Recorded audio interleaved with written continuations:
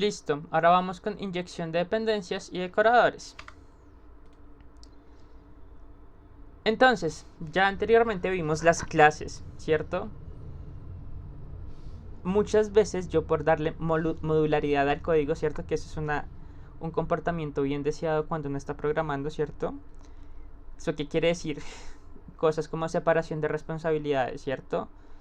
Que si estoy revisando una clase, por ejemplo, la clase, no sé, un archivo de 500 líneas de código, ¿cierto? Sino que esté dividido en 2 o 3, ¿cierto?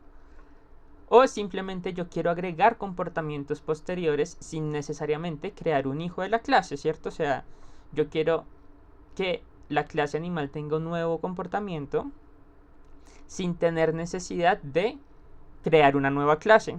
Entonces, ¿qué vamos a hacer? Vamos a extender los comportamientos y extender esas clases. Y eso de nuevo, ¿cómo lo vamos a hacer? Con inyección de dependencias. Entonces, la inyección de dependencias es un patrón de diseño que permite desacoplar las dependencias, ¿cierto? Que una clase necesita de la propia clase. Entonces, ella no crea sus propios atributos y métodos, ¿cierto? Sino que las inyectamos de manera externa. Y de nuevo, recuerden que el código se hace una vez, pero se lee muchas, ¿cierto? Entonces, muchas veces es por solamente legibilidad. Es mucho más fácil tener separados las funciones propias de una clase, ¿cierto? Además porque, claro, en estos casos las funciones son un console log de ladrar un perro, o sea, son fáciles. Cuando estamos en el mundo real no tiende a ser tan fácil, las funciones tienden a ser cosas complejas, cosas como tirar unos binarios para cambiar un archivo de un tipo propietario, ¿cierto? A un JPG que sea compatible con el internet, ¿cierto? Entonces son cosas que en el mundo real es mucho más complejo, ¿cierto? Por eso aquí se ve como, ¿por qué voy a estar haciendo una cosa como tan compleja? No tiene sentido, ¿cierto? Uno puede pensar eso. Pero recuerden que estos son ejercicios pedagógicos y académicos que se ven pensando siempre en que la base y las bases estén ahí para cuando uno esté en el mundo real. Entonces lo mismo, lo que hago es, tengo mi clase, ¿cierto? Y lo que hago es intentar los comportamientos propios de mi clase, separarlas. ¿Listo? Por lo mismo, reducir el acoplamiento entre componentes. Y algo que importa mucho es arquitecturas más modulares, flexibles y mantenibles. ¿Listo? Eso un poco se traduce en que los archivos de código sean un poco más cortos. ¿Cierto? Si tenga muchos archivos de código es mucho más fácil. Y cuando estén viendo en proyectos grandes se van a dar cuenta de que es mucho más fácil ver más archivos que un solo archivo en donde esté todo listo. O sea, es mucho más sencillo hacerlo de esa forma. Entonces, como estamos hablando, desacoplamiento permite reutilizar código, ¿cierto? De hecho, vamos a ver un ejemplo casi que de reutilización de código en el primer momento que lo hagamos, ¿cierto? En el ejemplo que hacemos. Facilidad de mantenimiento por lo mismo. Y algo súper importante es que mejora las pruebas unitarias. Porque yo puedo hacer la prueba de cada una de esas dependencias, ¿cierto? De manera independiente. Entonces, lo primero es que mi clase principal le puedo enviar todos los mocks, o sea, todas las simulaciones de casi todas sus métodos, ¿cierto? Y atributos. Se los puedo moquear, ¿cierto?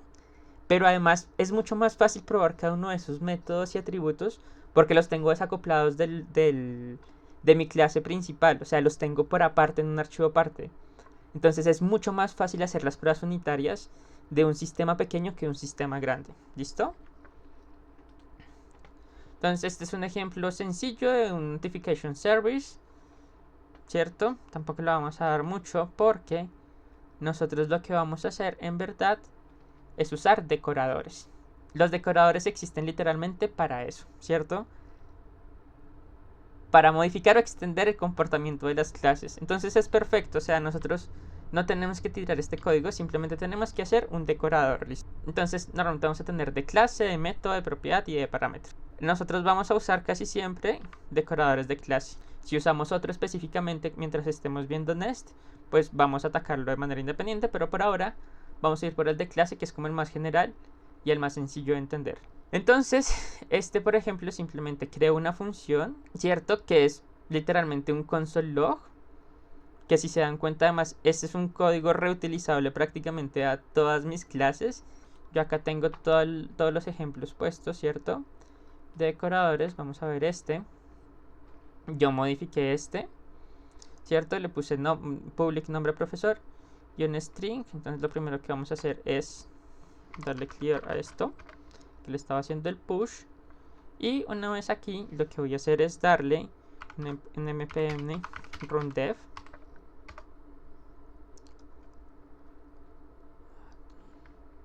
no es run dev, es run build, ¿cierto? Porque recuerden que lo que yo estoy haciendo aquí es compilando los archivos de TypeScript, ¿listo?